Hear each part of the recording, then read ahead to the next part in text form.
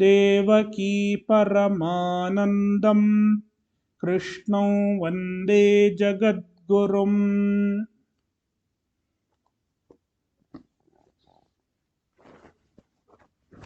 भगवद्गीता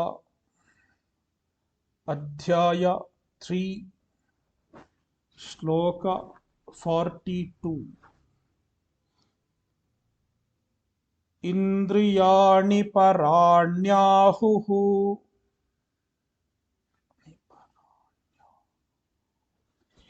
इन्द्रियेभ्यः परं मनः मनसस्तु परा बुद्धिः यो बुद्धेः परतस्तु सः।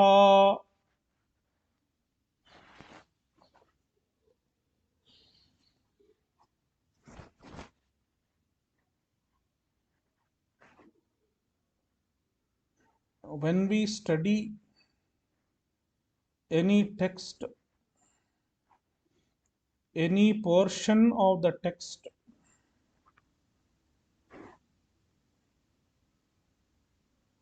we should keep in mind the context.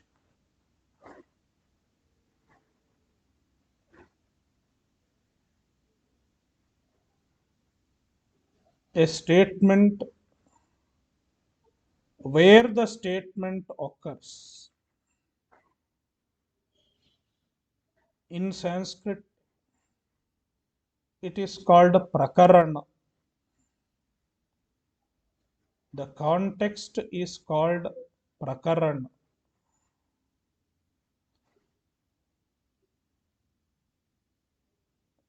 Now,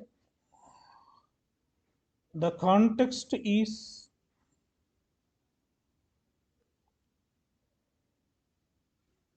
conquering the desire.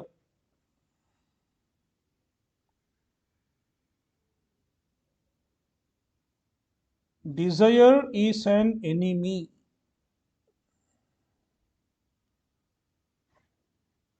How desire is an enemy?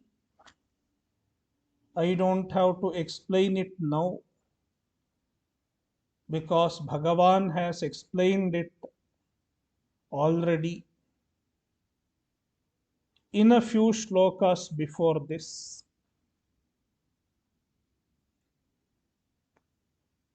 Since desire is an enemy, we have to conquer desire.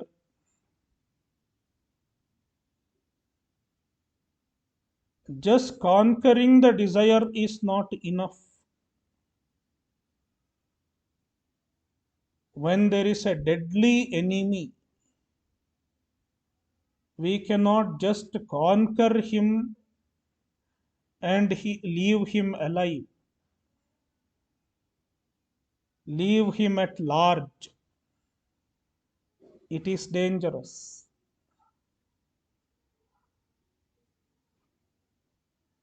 The enemy should be destroyed.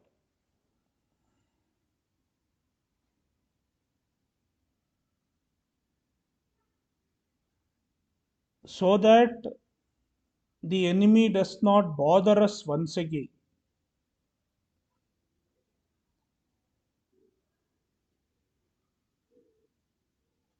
So, how to destroy karma? How to be free from karma for good?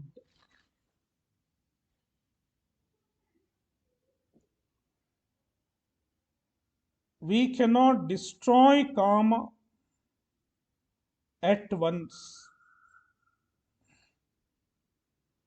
When it is very strong, it cannot be destroyed.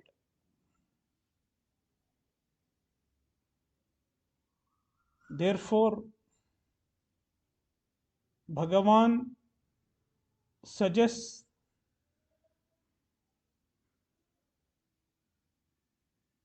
a two-staged technique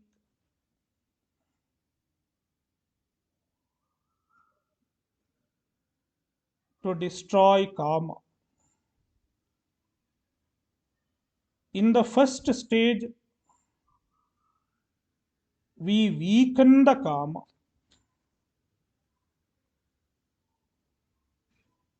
Kama cannot be destroyed in the first stage, but it is weakened up to a great extent.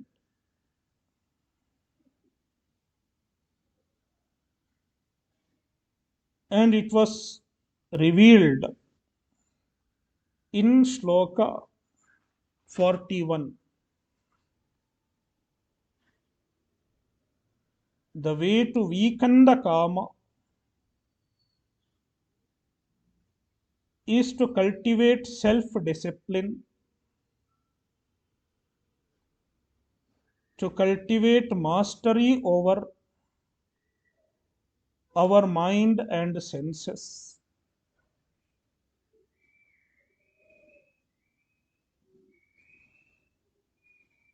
Now in Shloka 42, Bhagavan is talking about the second stage.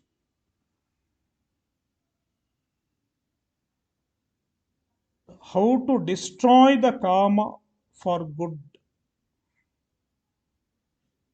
so that it doesn't raise its head once again.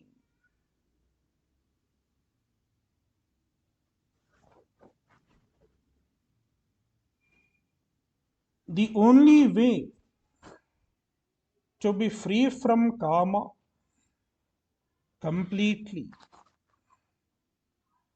the only way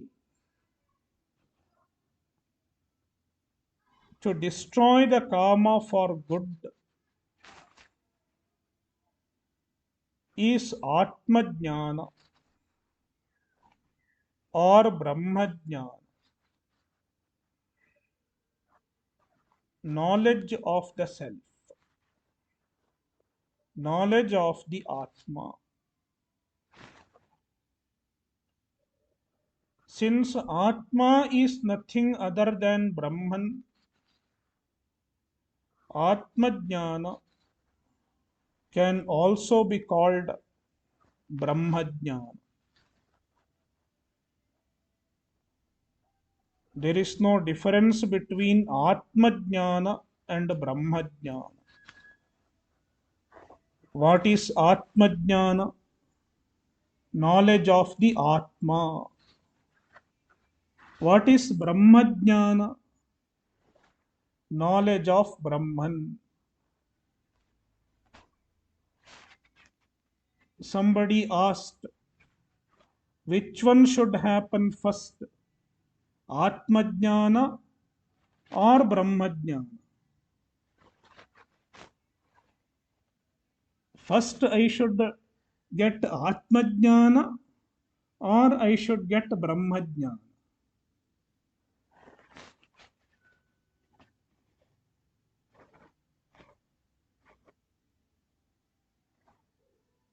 Atma Jnana is Brahma Jnana. Therefore, if you get Atma Jnana, that means you have got Brahma Jnana. So, the way to be free from kama, the way to destroy kama is Brahma Jnana. Without Brahma Jnana, kama cannot be rooted out completely. Bhagavan has already mentioned this in chapter 2. Chapter 2, Sloka 59, I suppose.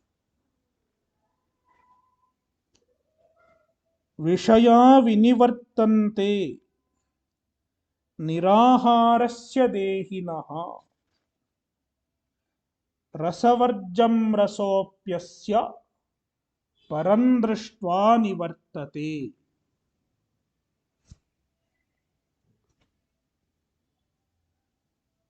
When the senses are subdued, when the senses are restrained,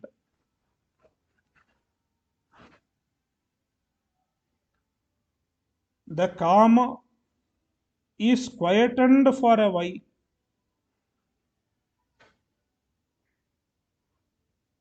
but it does not mean it is gone. It is still there. Rasavarjam, the rasa means kama, in its potential form, the kama is still there.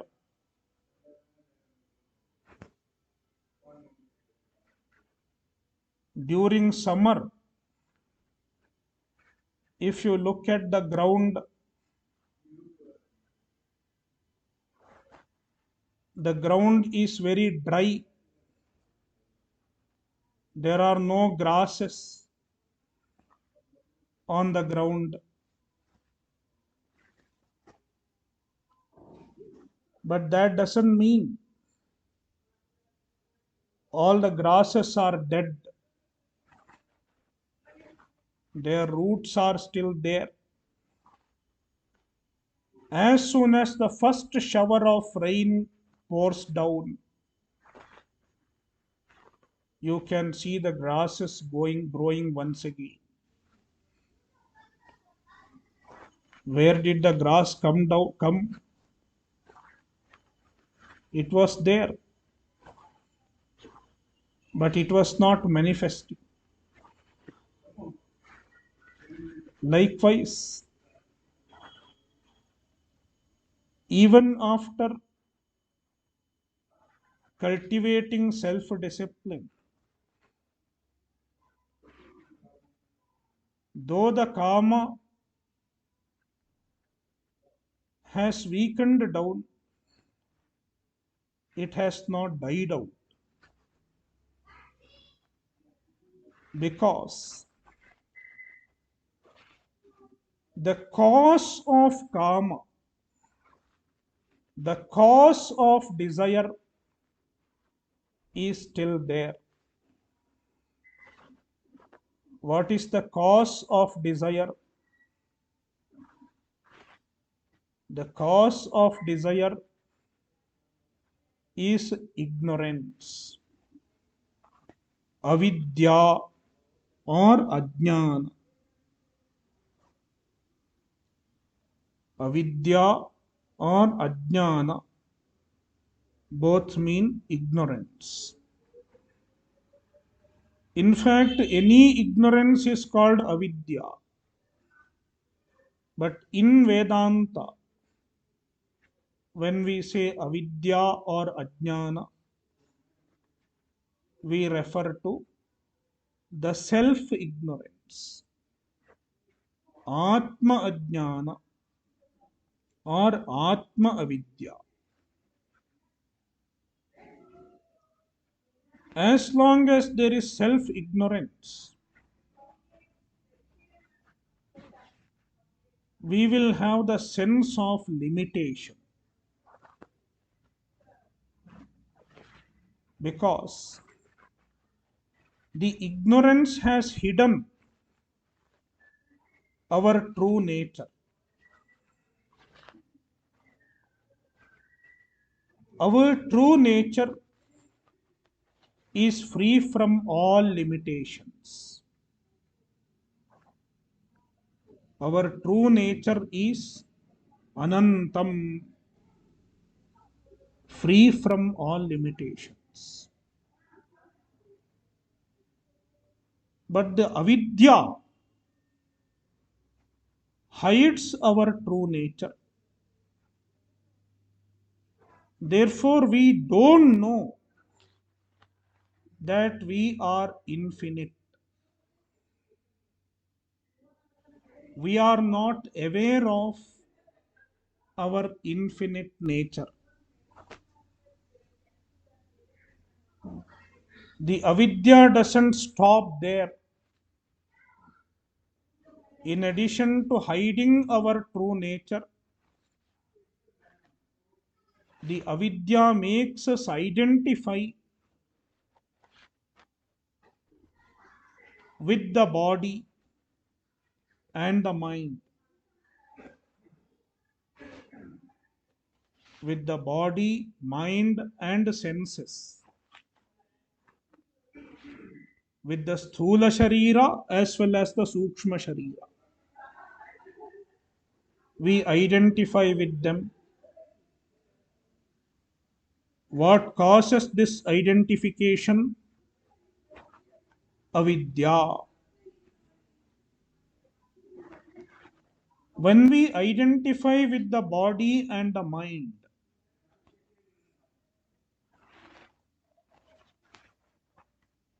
we get a sense of limitation. Since the body and mind are limited and we identify with them, we get a sense of limitation.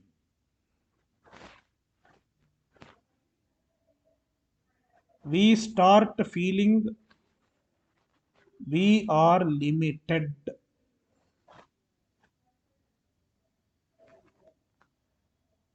It is a sense of limitation.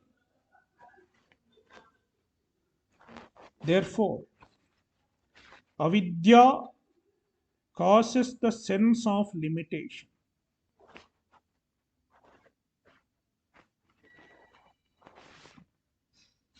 When there is a sense of limitation,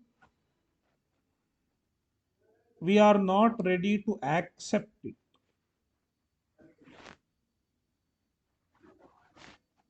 We cannot say, I am limited, it's okay. It is not okay. We are not ready to accept our limitation because our mind has a tendency to seek freedom from limitation.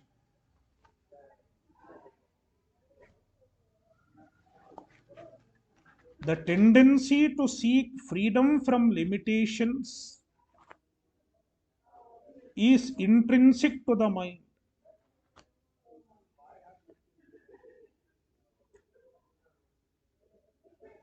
Because every object in the world has a tendency to regain its original nature.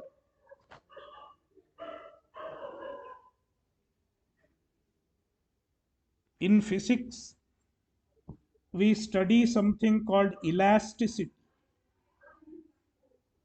What is elasticity? Elasticity is the tendency of a material, the tendency of a substance to regain its original nature, to regain its original form.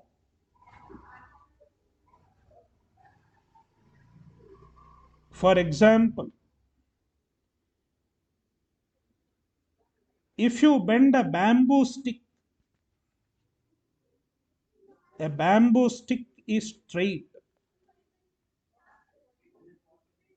You bend it and tie, then it becomes a bow.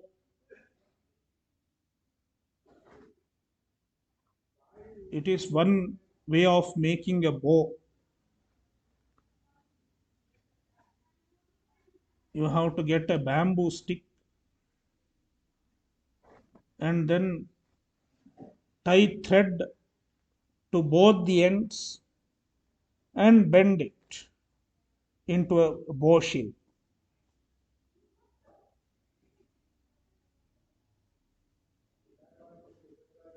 Now the bamboo stick is bent, but the bent bamboo stick is not happy It resists to be bent. The stick wants to regain its straightness. And that is what causes tension in the thread.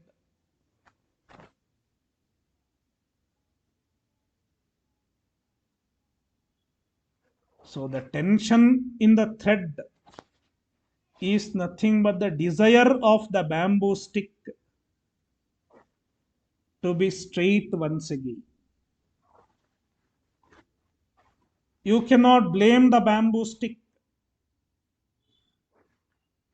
because the bamboo stick wants to go back to its original shape, its original form.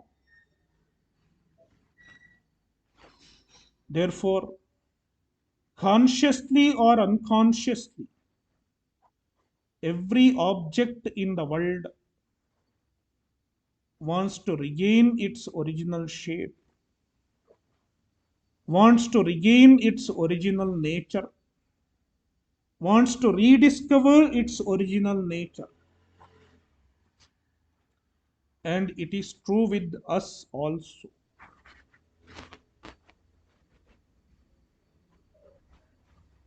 We are not happy being confined to this limited space.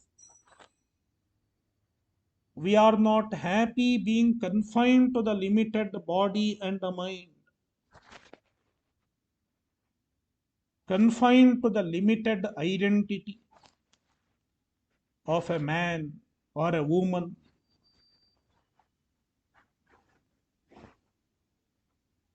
We want to regain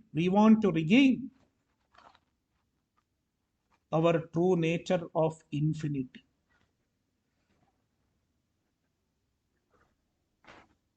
But unfortunately,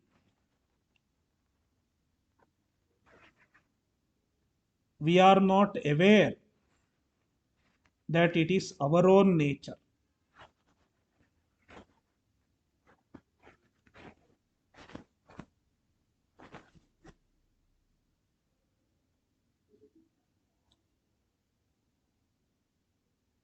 Therefore, we don't seek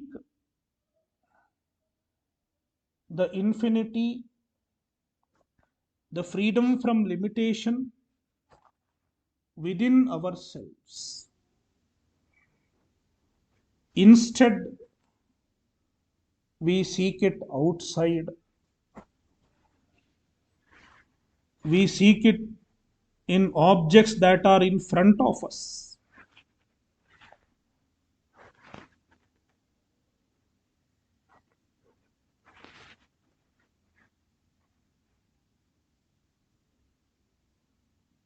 We seek freedom from the sense of limitation from the objects that are in front of us. In other words, we seek freedom from our limitation, from the objects that are other than ourselves.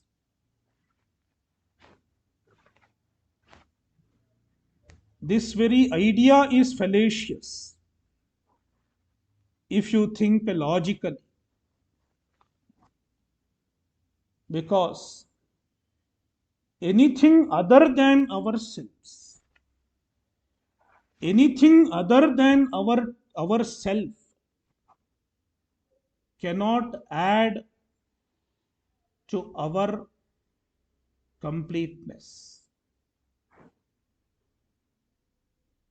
cannot make us complete, cannot make us free from limitation. This is something to be thought about. What can make me complete? Is it myself, or is it anything other than me? Anything other than me cannot make me complete. Why? It is not me. One incomplete plus another incomplete doesn't become a complete. It will just remain two incompletes.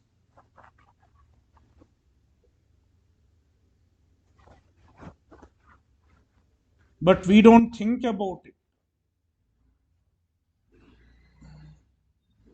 All these are the power of avidya.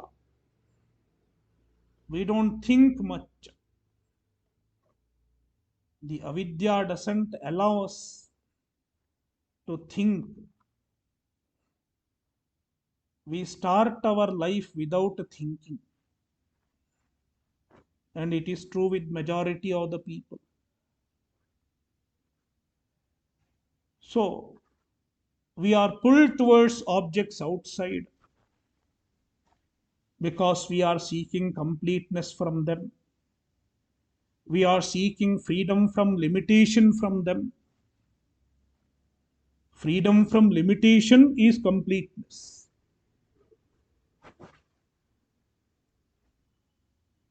But unfortunately, we don't find the completeness outside.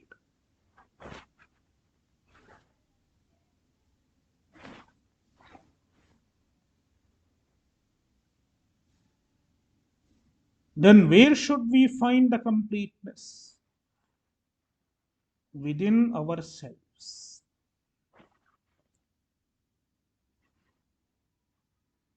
Vedanta says, your own nature is the complete.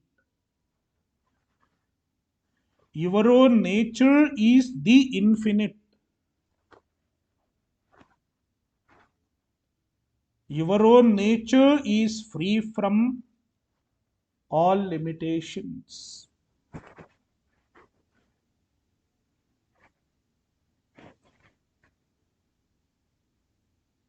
And the complete, the one who is free from all limitations, is referred to by a word in Vedanta, param. Para. Para means supreme, ultimate.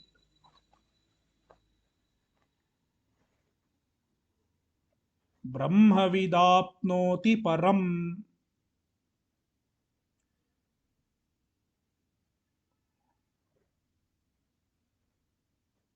The ultimate is your own swarupa, your own nature. Therefore, you don't have to find it. You don't have to get it because it is already within.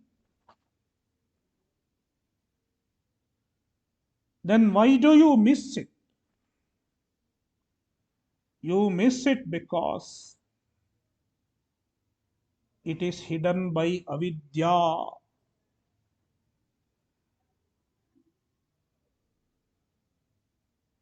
Therefore, the solution lies in removal of avidya. How to remove the avidya? Avidya is ignorance. How to remove ignorance? There is only one way, vidya or jnanam. Vidya and jnanam mean same. Vidya is feminine, jnanam is neuter. Both mean the same. Vidya and jnana. Only jnana can destroy ajnana. Only jnana can destroy avidya. Only vidya can destroy avidya.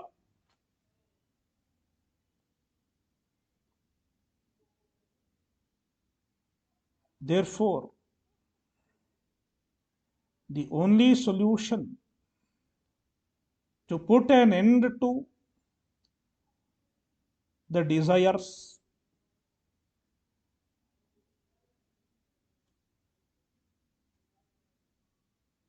is to destroy the avidya, and the avidya can be destroyed only by means of jnana, knowledge of the Brahman, which is Param, which is the Supreme.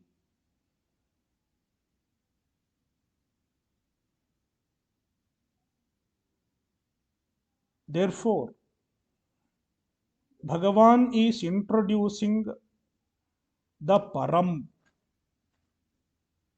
the Supreme.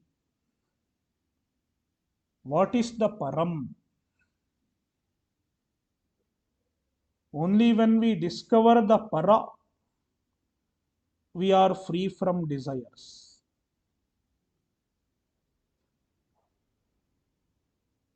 Because if we get anything lesser, the desire for a greater will persist.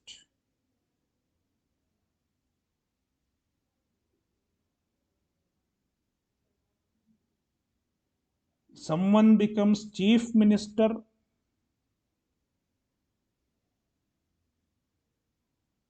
then the desire to become prime minister will remain.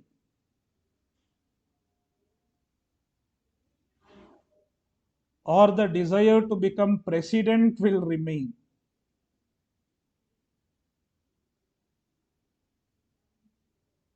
Therefore, anything lesser does not make you free from desires, because the desire for a higher, desire for a greater will remain. Therefore, the only way to be free from all desire is to discover the ultimate, the greatest, the supreme. Once you get the supreme, you cannot have any desire, because anything lesser than the supreme, you are not interested once you have received the supreme. When someone has become prime minister, he will not aspire to become a chief minister after becoming prime minister.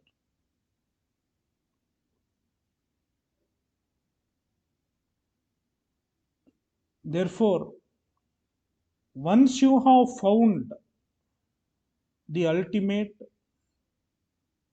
desire for anything lesser than the ultimate will not remain.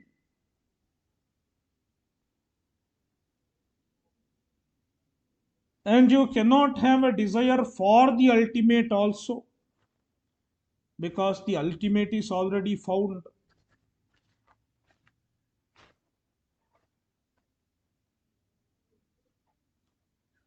And anything greater than the ultimate,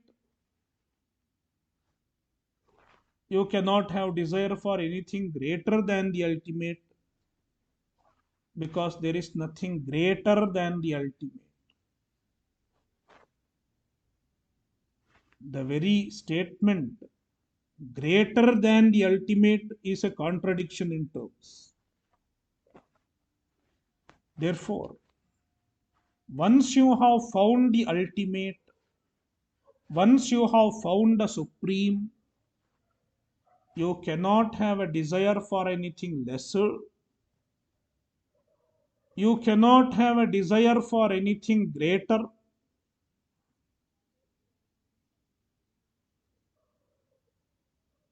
Therefore, you are free from all desires.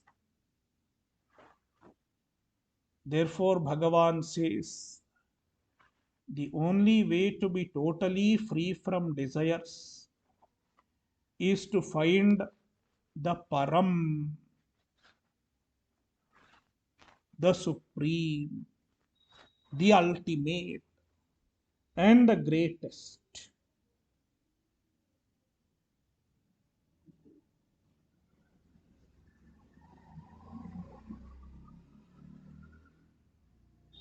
And now, where is the greatest?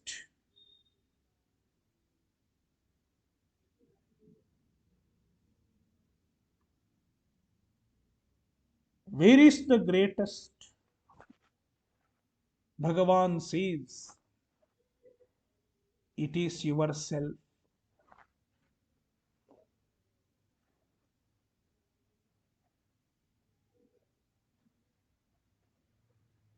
If he says it is yourself, the greatest is yourself, one may not understand. Therefore, Bhagavan is guiding us step by step towards the greatest. He starts from what we think as the great. What do we think as the great? The sense objects.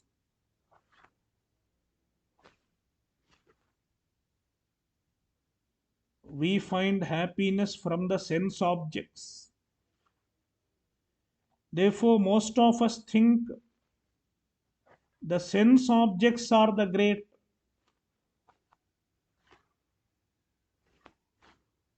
If I like Rasgulla, Rasgulla is great. If I like watching a movie, the movie is great. Param, it is our understanding. Now, Bhagavan starts from there and he says, the objects are not the ultimate because there is something greater than the objects. What is it? Your senses. Your senses are greater than the objects.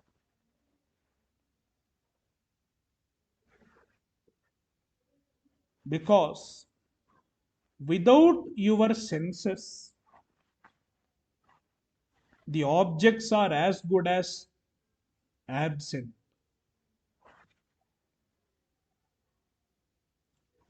If I don't have eyes, any amount of color,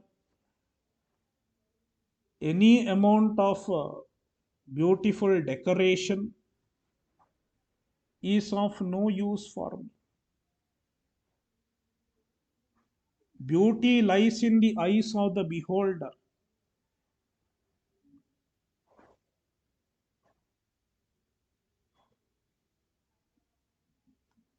The object itself doesn't have beauty. The beauty is in your eyes. Even this statement is based on this principle. Indriyani paranyahuhu. Indriyas, the senses are greater para than the objects. Therefore, give up the objects. Don't hold on to the objects. There is something greater than the objects, your own senses.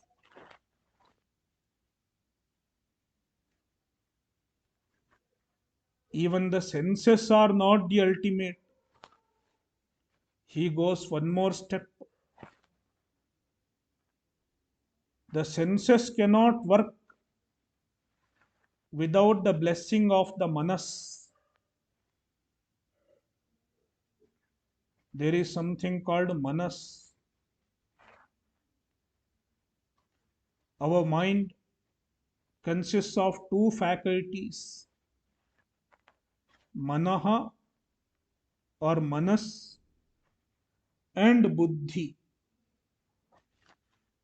Manas is the faculty of mind that considers the pros and cons. Sankalpa vikalpatmakam manah. Whereas buddhi is the boss of the manas, because buddhi is associated with nishchaya, decision.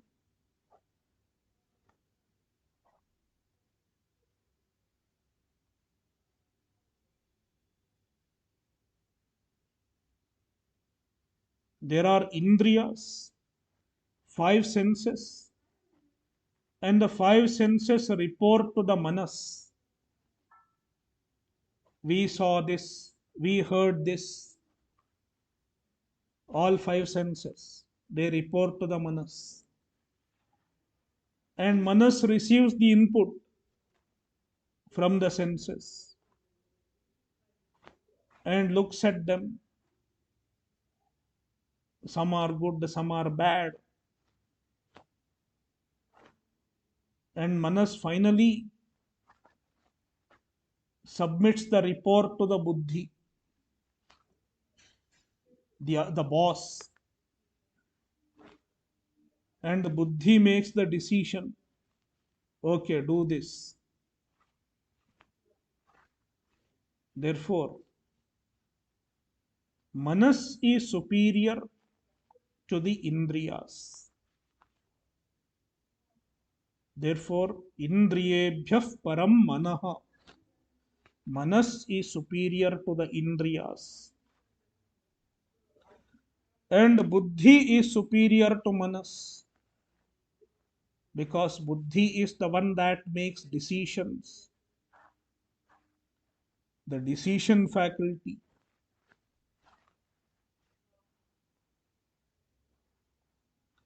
Manasastu para buddhihi. Buddhi is greater than manas. But is buddhi the ultimate? Bhagavan says no, because even the buddhi requires the blessing of something other than itself. And it is nothing but you, the Atma. The buddhi is able to do its function because of you, the Atma.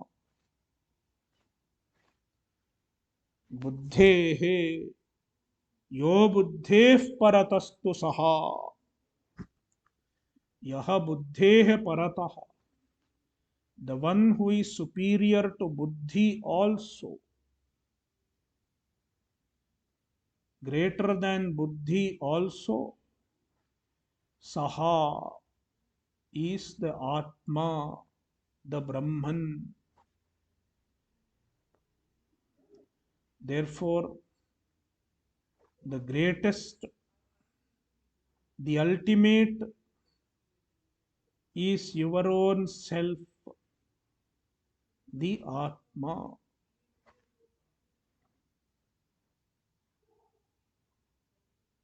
Therefore, the way to be free from desires is to discover the Atma.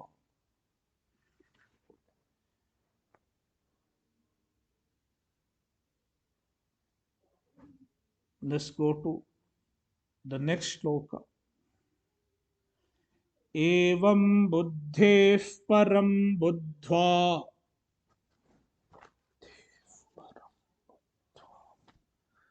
संस्तभ्यात्मानमात्मना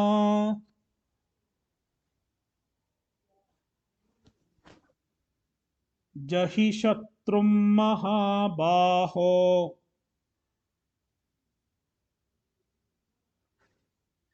कामरूपं दुरासदम्.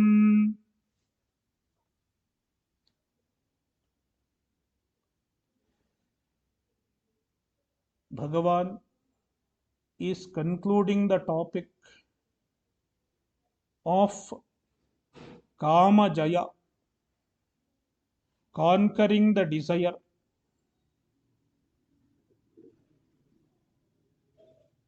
And with this, he is concluding the Adhyaya also. As we have discussed earlier, Kama Jaya involves two levels, twofold techniques. The first technique is to cultivate self-discipline. Bhagavan mentions the first level, samstabhyatmanamatmana. Atmana atmanam samstabhya. Restraining oneself by oneself.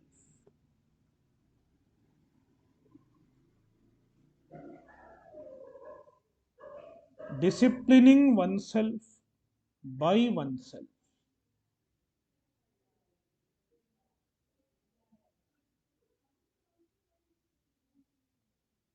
Nobody else can discipline us. We have to discipline ourselves. We have to make use of our willpower. It is the only way to grow spiritually.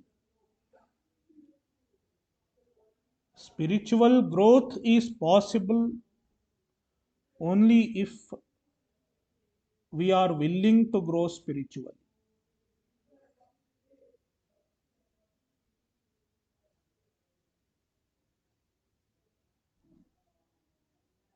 Samstabhyatmanamatmana.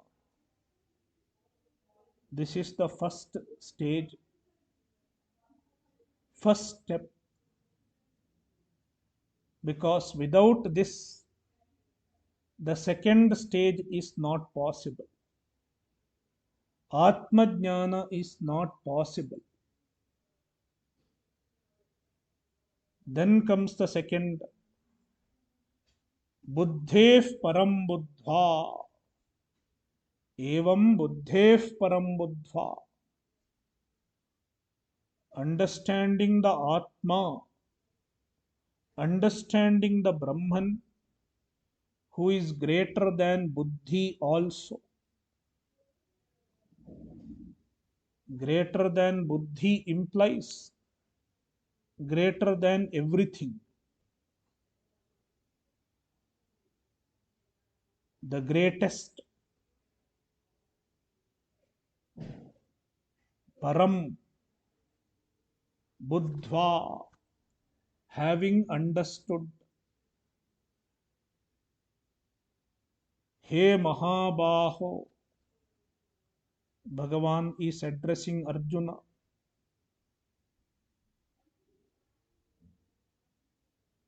This is a suggestion in second person. a direct instruction to Arjuna. He Mahabaho, O Arjuna, Kamarupam Durasadam Shatrum Jahi. Shatrum Jahi. Destroy the enemy.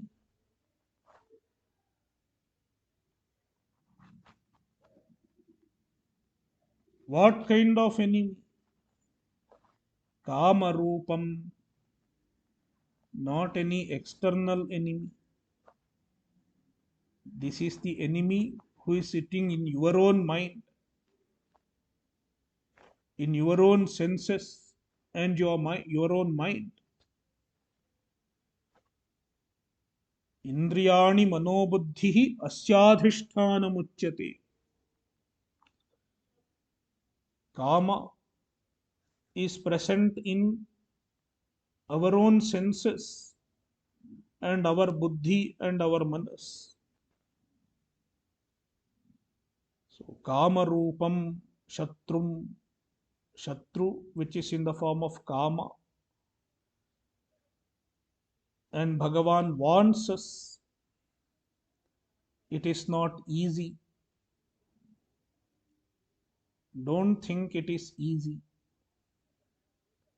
It might be easier to conquer an external enemy, but conquering the internal enemy is most difficult. Durasadam, kama, which is very difficult to conquer.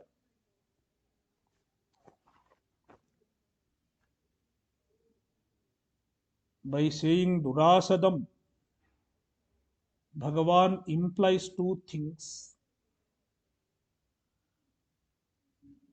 First of all,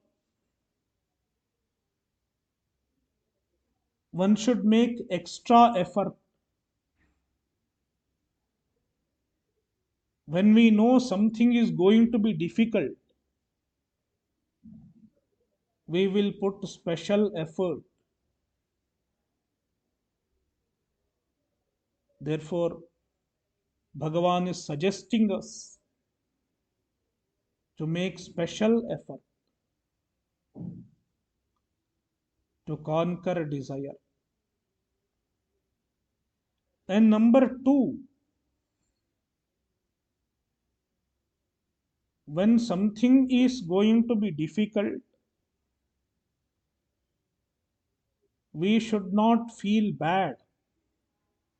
We should not feel dejected if there is a failure.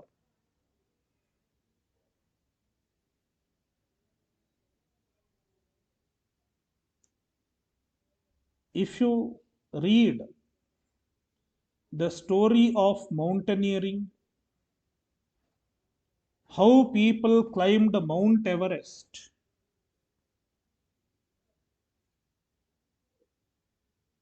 Tenzing and Hillary, how they climbed Mount Everest, the biography of Tenzing Norgay. He succeeded to climb Mount Everest not the first time, not the second time. After 6 or 7 efforts, I don't remember the number exactly, after climbing many small mountains, and then after trying to climb Mount Everest 6 or 7 times, ultimately he succeeded.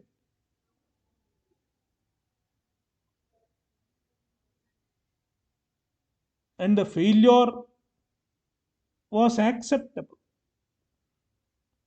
because it is not easy to climb Mount Everest. Many people returned without climbing properly. Many people returned without climbing, and many people died in the effort. Therefore, In the pursuit of conquering karma, one might find some backslidings, some initial failures. Even then, one should not get dejected. One should not lose hope and keep striving again and again.